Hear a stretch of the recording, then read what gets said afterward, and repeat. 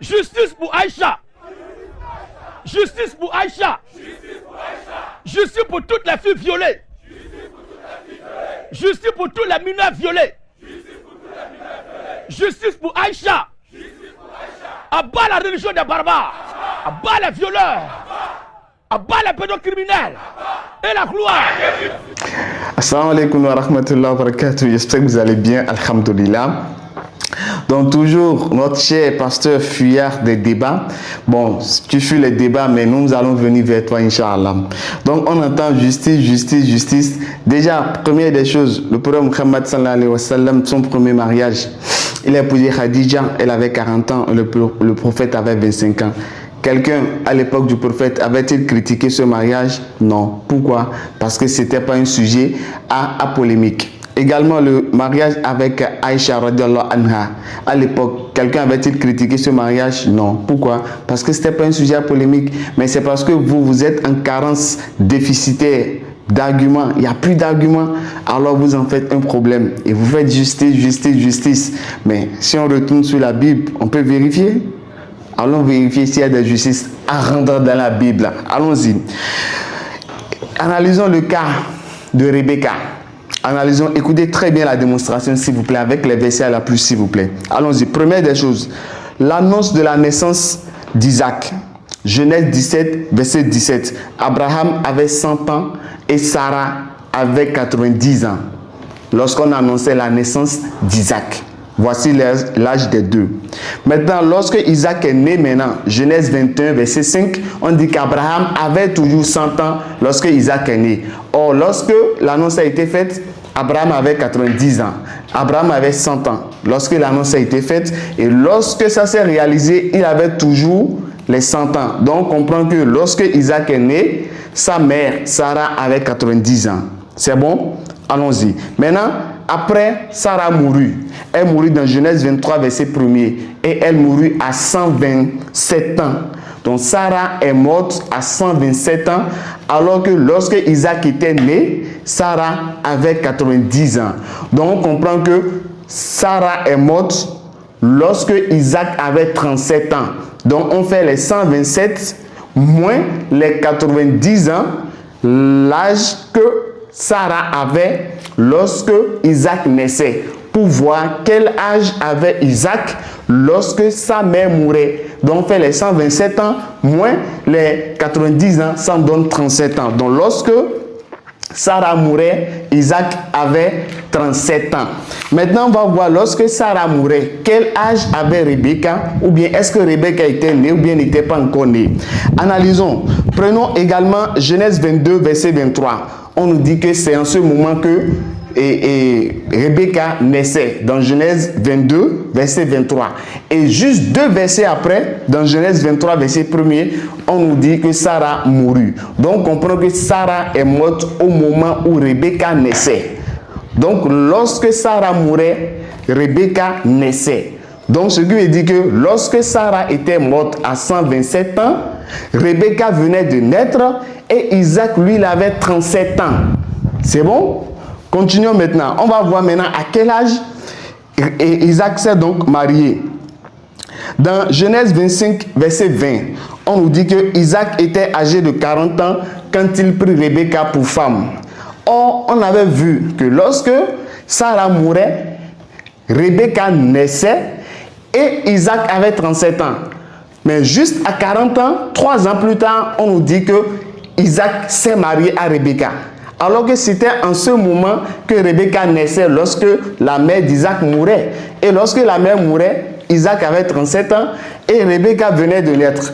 Mais juste à 40 ans, on se rend compte que déjà Isaac se marie. Et à qui? À Rebecca. Mais Rebecca venait de naître lorsque Sarah était morte et Isaac avait 37 ans. Donc si à 40 ans, Isaac s'est donc marié à Rebecca, pour connaître l'âge que Rebecca avait lors du mariage, on fait les 40 ans qu'Isaac avait lors du mariage, moins les 37 ans qu'il avait lorsque Rebecca naissait. Ça me donne exactement 3 ans. Donc Rebecca avait 3 ans lorsque Isaac l'a mariée.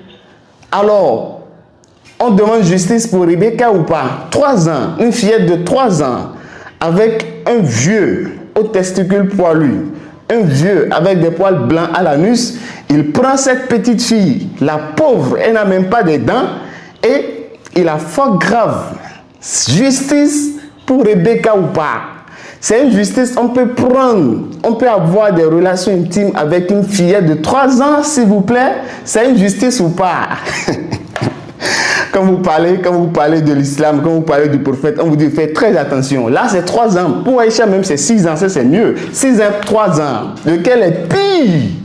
Lequel est pire? Et encore, Isaac est censé être l'ancêtre de votre Dieu. Donc, un ancêtre pédo, un ancêtre qui aime les petites filles, les mineurs de 3 ans. 3 ans. Quelle audace! Sans pitié. Fille de 3 ans, imaginez un jeune homme de 40 ans avec une fille de 3 ans. Imaginez comment il va malmener. Imaginez. C'est grave, c'est honteux. Continuons, c'est pas fini. Continuons. Nous prenons Abraham. Abraham, dans Genèse 1, verset 12, il nous dit que Sarah est sa sœur. Mais comment un homme peut avoir des relations intimes avec sa sœur? Comment un homme peut avoir avec sa sœur, la sœur? Justice pour Sarah.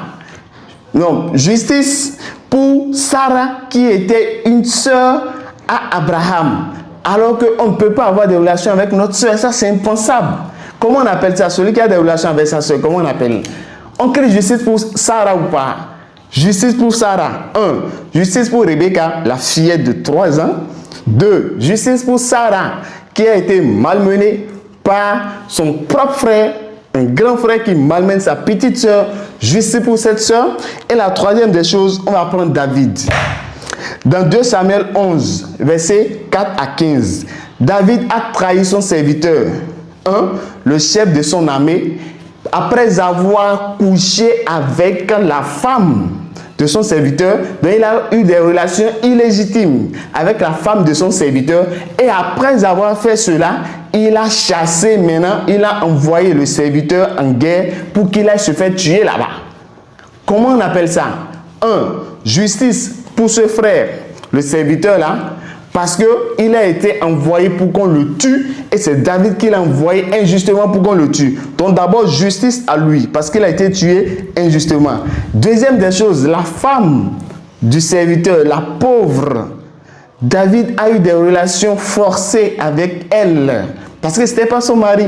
Donc il a sûrement violenté, il a sûrement abusé d'elle pour avoir des relations intimes avec elle. Justice pour toutes ces femmes qui se font violer dans la Bible alors que ce ne sont pas leurs maris. Justice pour elle ou pas? On crie justice ou pas? Ça fait 3 points. Donc avec ça, si vous avez encore le culot de revenir parler, le mari a dit, il faut d'abord parler de ça. Expliquez-nous. 1. On fait justice pour Rebecca ou pas? On fait justice pour Sarah ou pas? On fait justice pour la femme, la pauvre et le pauvre serviteur de David. Encore, Jésus est fils de David. Tel père, tel fils. Je m'en arrête là. Assalamu alaikum wa rahmatullahi wa barakatuh. Bismillahirrahmanirrahim. Ya ayyuhalladhina amanu kutiba alaykumus siyamu kama kutiba alal ladhina min qablikum كما كتب على الذين من قبلكم لعلكم تتقون